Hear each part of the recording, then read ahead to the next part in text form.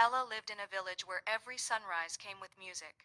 People sang as they baked bread, as they hung laundry, even as they worked in the fields. It was a place where voices were like sunlight, always shining. But Ella had no voice. She tried, many times, but her throat stayed quiet. No sound ever came. Some children teased her, while others simply forgot she was there. But Ella never stopped listening. One evening, as golden light touched the riverbank, she began to collect empty glass bottles. She filled them with water, each at a different level. Then, using a spoon, she tapped them gently. Ding, ding, dong, a melody shimmered in the air.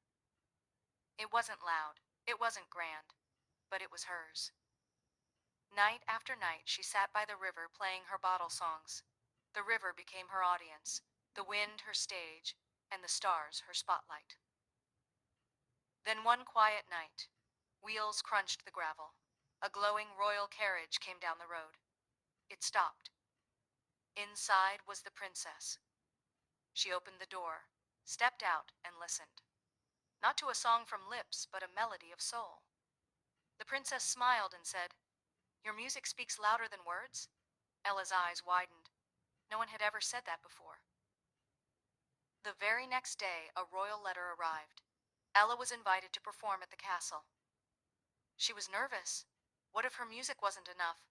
What if the nobles laughed?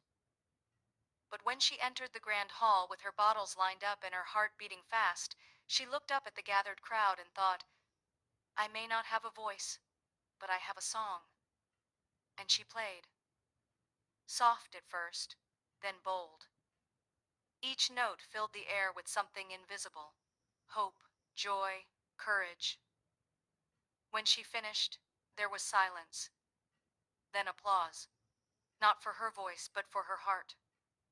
From that day on, Ella's bottle songs became legend. Children in the village filled bottles and made their own tunes. People started listening more, not just to sound, but to feeling. And Ella? She learned something powerful.